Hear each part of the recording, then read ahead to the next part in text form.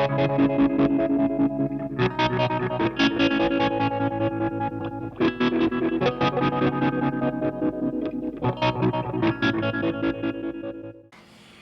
everyone, this is the last video for the Germanium Transistor guide for fuzz pedals that I'm doing. In this video I'm just going to be going over some of the remaining transistors that I have, the Japanese ones and the AC transistors. And as I mentioned at the end of the last video, there's something important about the AC125 that I actually wanted to tell you about too, something that you should keep your eyes open for.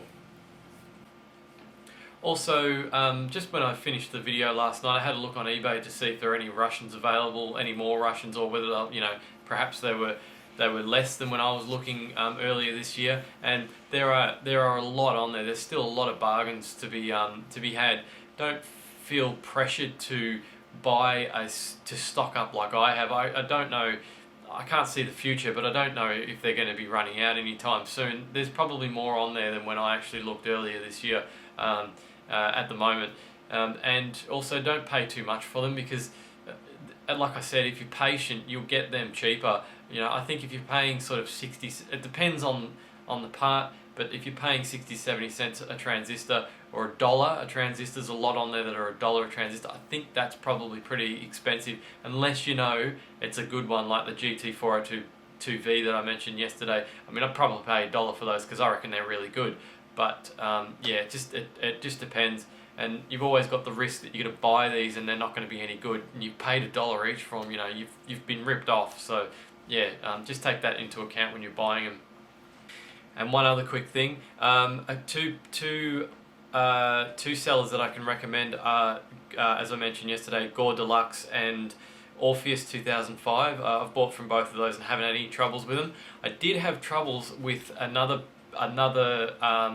Germanium transistor seller called Mini FUX. I got some NPNs which I'm going to show you in a moment. I think they were AC176s, and they were like, he should have just sent me some scraps from his rubbish bin. Like, he should have just gone through his rubbish bin, pulled out some like Coke cans or something, and just sent those to me. I think they would have been better at being a Germanium transistor than these AC176s.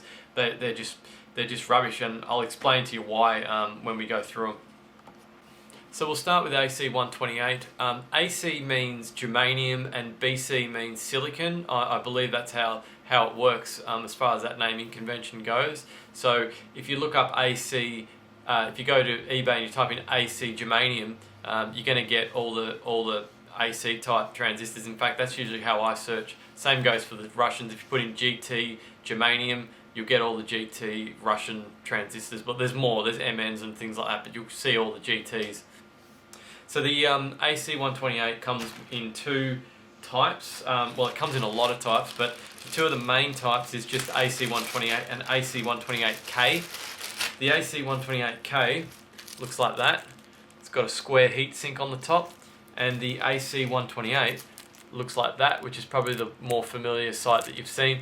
What's the difference between the two? As far as I know, absolutely nothing. I don't think there's any difference whatsoever. In fact, if I take this AC128K out and you look at the bottom of it, you can see that it just pretty much looks like it's a AC128 inserted into a heatsink. I know the K option means heatsink, so I'm pretty sure that the transistor that's inside the heatsink is the same as the AC128. What do they sound like? They sound okay. They're pretty good. Got a little bit of a rough top end, but not like they're not the best ones I have, but they're not far off being the best ones I have. They're pretty good, and you can still get them relatively cheap. But I would almost say to skip the AC128s and go for the AC125s. Before I go on to the AC125s, yeah, what sort of gains do you actually get from the AC128s? Let's have a look in the bag. I've only got 20 of these, so it's going to be a small sample of what you can actually get, but I'll see what we've got here. 82, 66, 53, 91, 126, 202, 92, 77, 90, 87, 120, 51, 102, 150, 79, 168.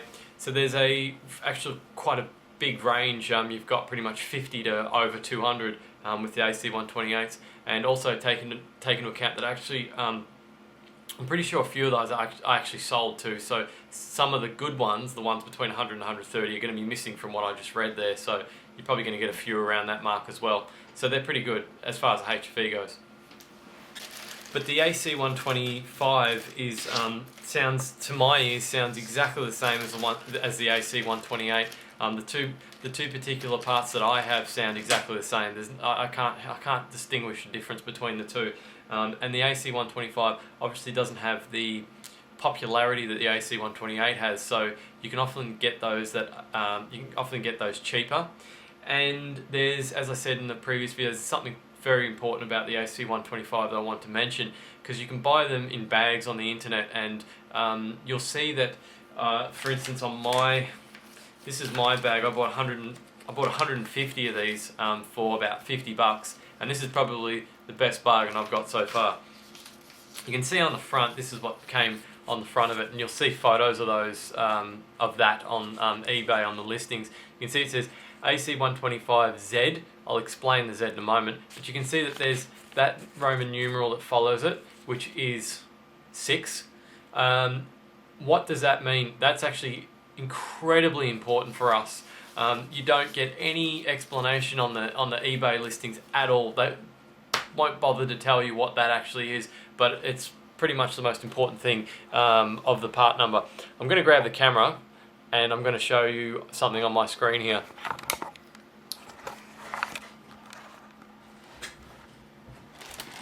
So you can see that for the AC, it's got the AC125Z.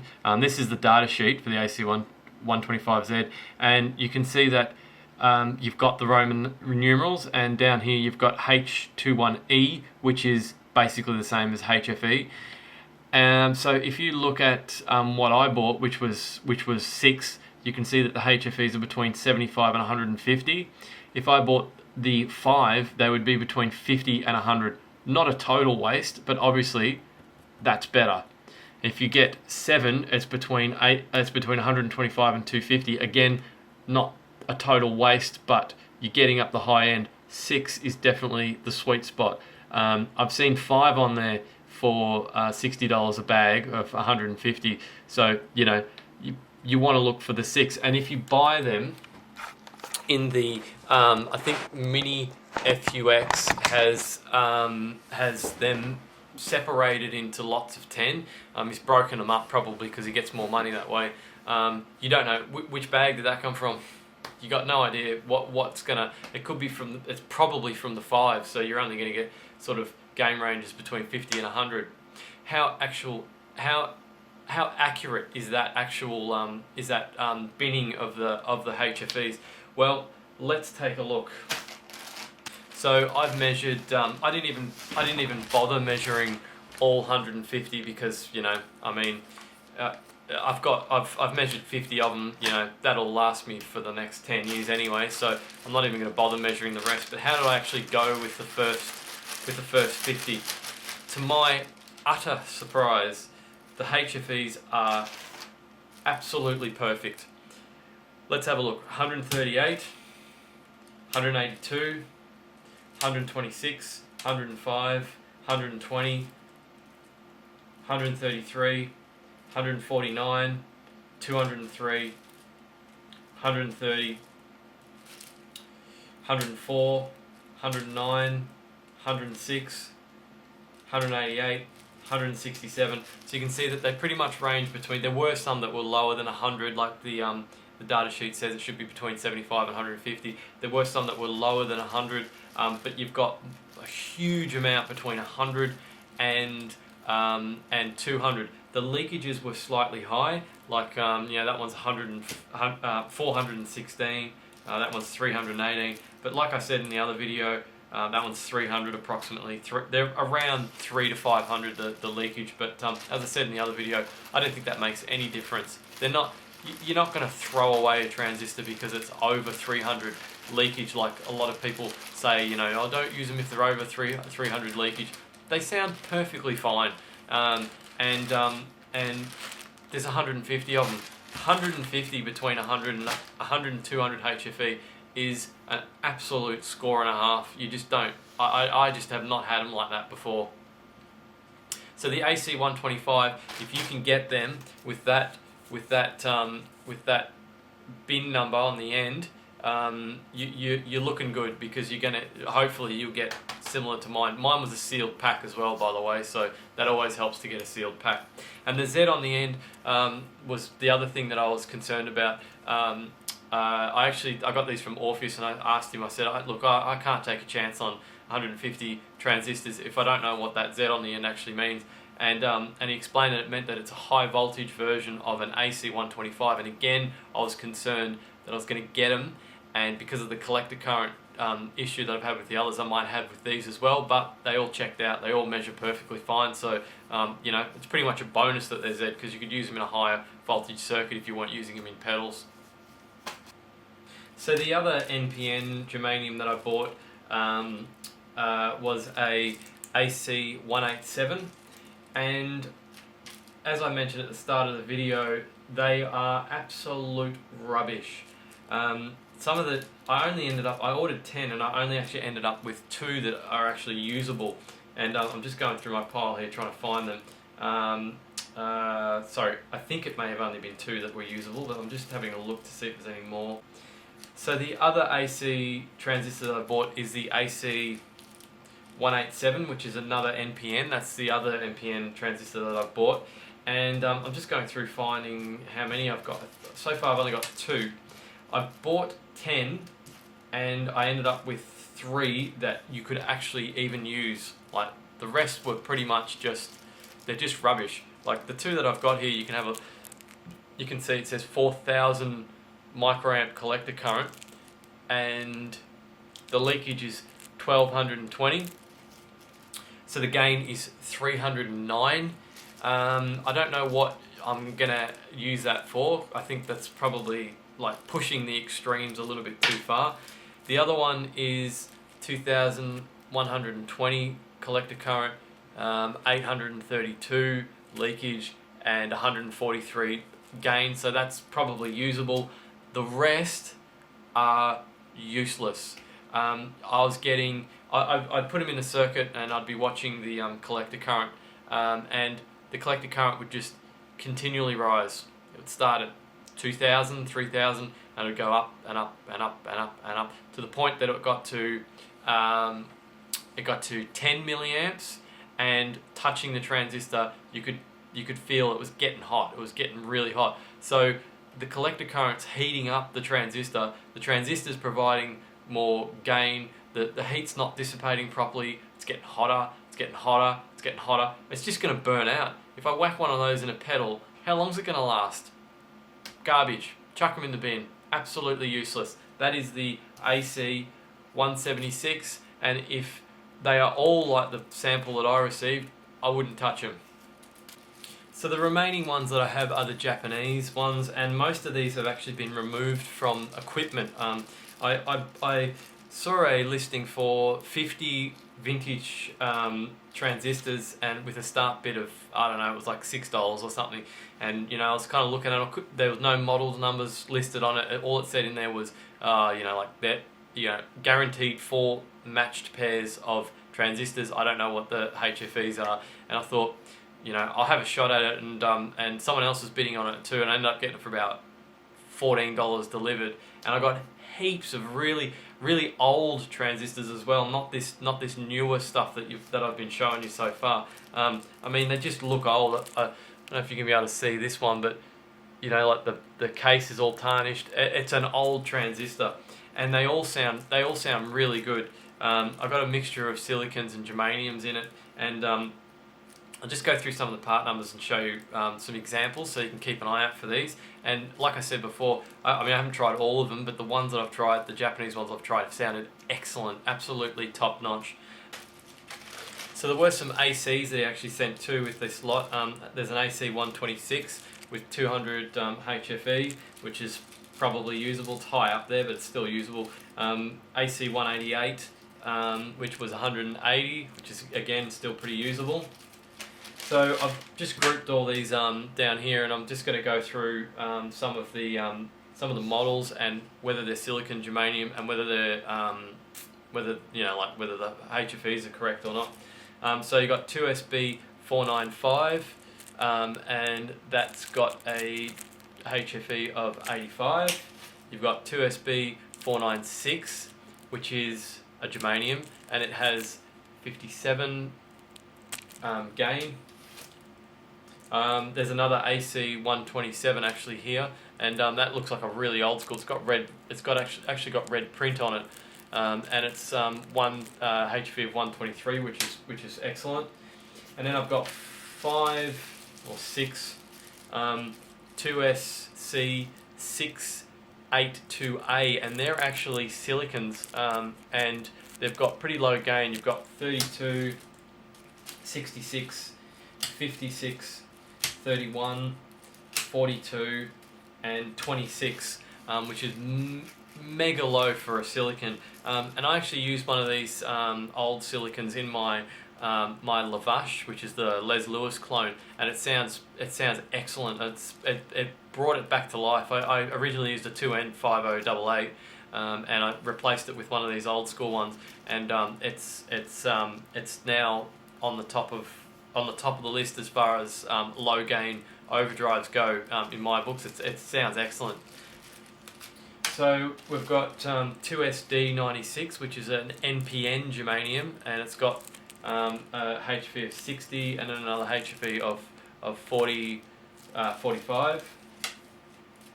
2SC563, which is an NPN silicon with a HFE of 77 and a HFE of 55. It's actually got gold legs on it too, so I don't know, maybe I'd be able to sell that in a pedal and say, oh, it's got gold legs, it's worth a lot more than one that doesn't have gold legs.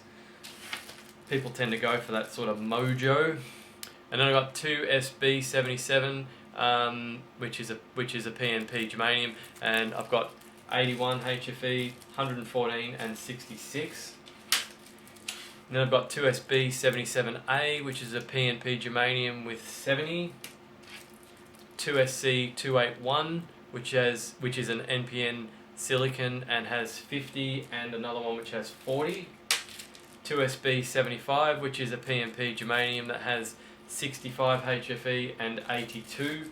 And then the last one is 2SA351, which is a PNP germanium with 37 HFE. So they're all sort of over the place with those. They all sound pretty good though. So if you do get them in the right HFEs, yeah, you've got yourself a winner.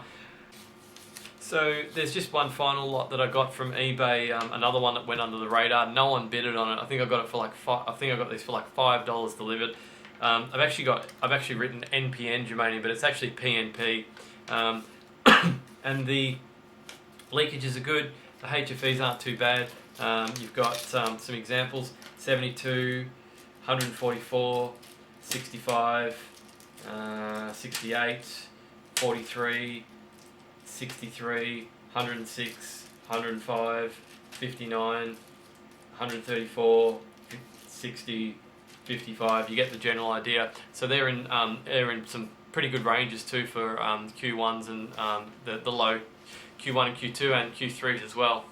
So that gives you an example. Some of the Japanese ones are out there. You can still get the Japanese ones out there too. If you do a search for 2S, 2SB, 2SC, 2SD, germanium, you'll get a whole heap that will come up, and I mean, it's luck of the draw again. It's sometimes you get good ones, sometimes you don't. That's just the fun of germanium transistors. You've got to, particularly if it's one that people haven't tested yet, like it might be on there cheap, and you're kind of like, I'm going to be the one that's going to find out whether these are any good or not, because no one else has provided any information. So that's another reason why I'm providing this video, is so that you can see which ones work and which ones don't, so that I mean, what's the point in wasting money on transistors that aren't going to work for you anyway?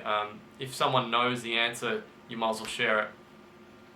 So I hope you found these videos informative. I've got a few other ideas since I've been sort of gotten my head back into the germanium transistors. I've got a couple of other ideas that I wanted to do for germanium related videos, which will be coming soon. So if you're into electronics, guitar pedals, make sure you subscribe. And if you found this series informative, give me a thumbs up. It really helps. And thanks for watching.